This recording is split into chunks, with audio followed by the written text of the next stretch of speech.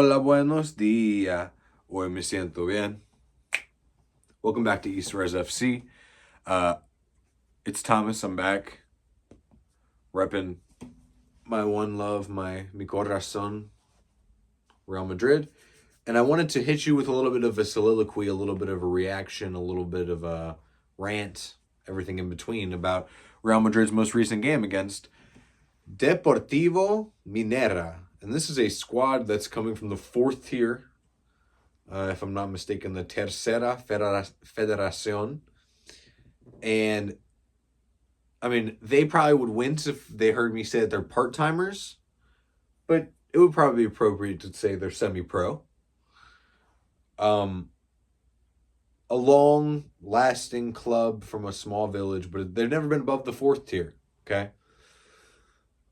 I took up an interest in that just like any other regular fan would, being that my club that I'm discovering them through is the greatest club in the history of the sport. Them going against a club like this, obviously it's interesting. And you immediately get to thinking about, wow, these players from the fourth tier are about to play against a team from Madrid who's decorated in the most history that you could possibly imagine. So I say all this to point out the obvious because I was watching some pre-game analysis by a longtime ESPN FC guy. Forgive me for not remembering his name right now, and don't call me racist. I think his name was Juan. But long story short, he's going on this thing about how they were celebrating to be drawn against Real Madrid. I'm not even going to make a prediction against them and give them the dignity of doing pre-match analysis about them when they don't even take themselves seriously as a competitor because they're planning who's going to get which jersey from Jude Bellingham and Kylian Mbappe. And I just can't describe how privileged that perspective sounds. I understand being a supreme competitor. They're going to compete on the pitch. No shit, dude. Sorry. Of course they're going to compete. These are grown men that have been playing this game for their whole lives. They take it seriously enough that they probably live in this small village or, nearby in a pretty rural area to continue playing the sport. Of course they're going to take it seriously on the pitch. But yeah, this is the most important match they'll ever play. So, of course, they're going to take this moment seriously. This is probably the best competition they'll ever face in their career. Why would you not want to swap the jersey? You don't cringe when the top players do it. Right? So, I just don't agree with that. And wanted to put that out there. Needed to get my shit off. Needed to get that take off. And I wanted to look at the game a little bit because it was interesting. The way we lined up was interesting. Endrick was playing as a number 9 when you brought him in. We had Guler playing on the right wing, floating into the right 10 position. Brahim, Modric in the midfield, Camavinga in the midfield, Fetty in the midfield. He's undroppable. Fetty's playing fucking cup games against 4th division sides. I mean, imagine he tore his ACL in this game. Fran Garcia in the back line. This is where it got interesting. This back four of Diego Aguado, Raul Asensio, who we know from being called up earlier in the season to save our back line and consistently making some good appearances and getting good minutes and playing well and being a solid center back. A guy that we needed badly. And then you had Lorenzo Aguado on the right, playing right back. But if we're going to be completely honest here, he was playing right wing back. My man was letting it fly. He was getting up the pitch. Andre Lunin was playing in goalkeeper, and, he's our lovely Ukrainian backup goalkeeper. I can't say it. I've said many lovely things about him in the past. I love him. But as far as the game went, of course, there's a quality disparity, right? The teams are not on a similar playing field in terms of true quality. But when you watch this fourth tier side, you go, wow, these are ballers. These are guys that are playing 80-yard diagonals and first touch is brilliant and, you know, look competitive. There's a clear difference in squads, but this team was playing defense and was playing offense. It wasn't just, it was stars against not stars, but it wasn't men against boys, right?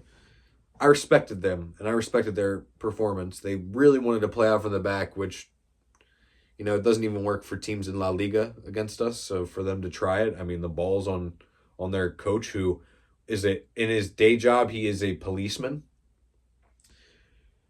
So just lots of balls. I respect it to want to play out from the back and to want to play techie with your back four and your goalkeeper. I mean, it's just really commendable. And I'm trying to think if there's anything about the flow of the game that really stood out to me. I mean, realistically, Modric shows that he is like, if you're a freshman at your high school and you watch the senior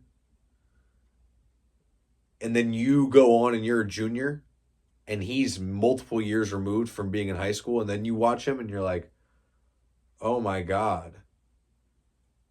Now I understand how good you were back then, and you're just on a different level than these high school people now.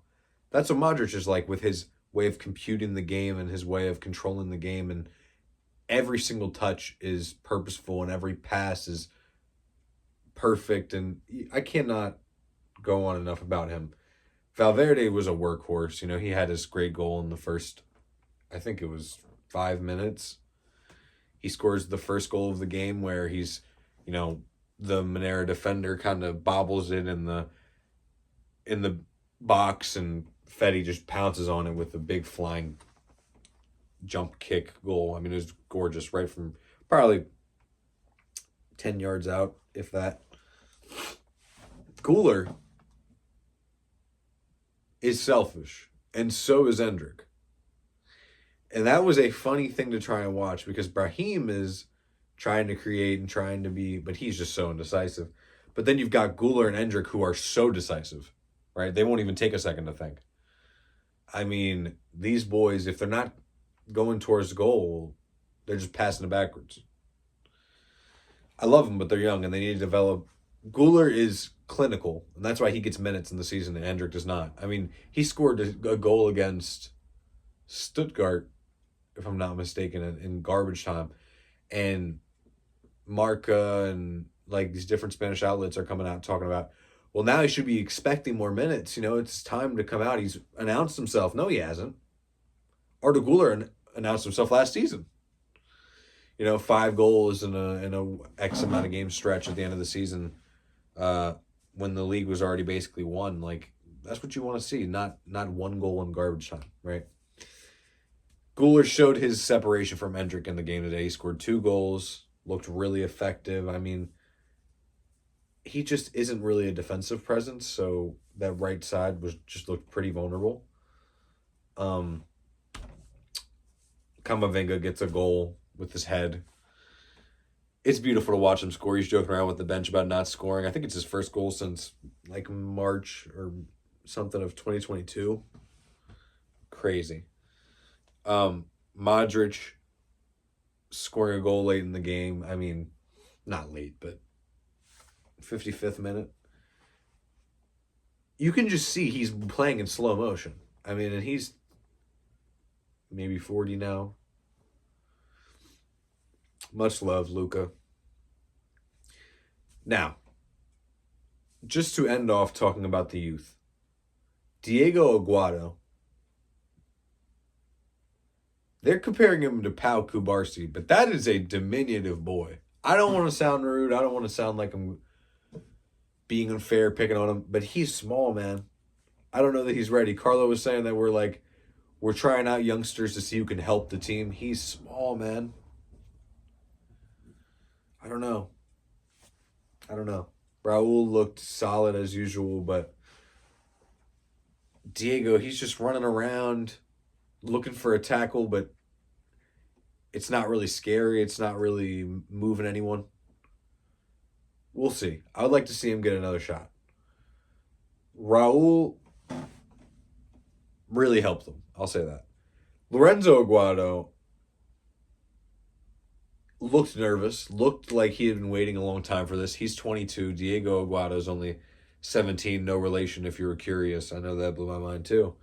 Lorenzo looked like he was waiting for this, looked like he was excited, played with a lot of vigor, played with a lot of speed on the right hand side, coming down, overlapping.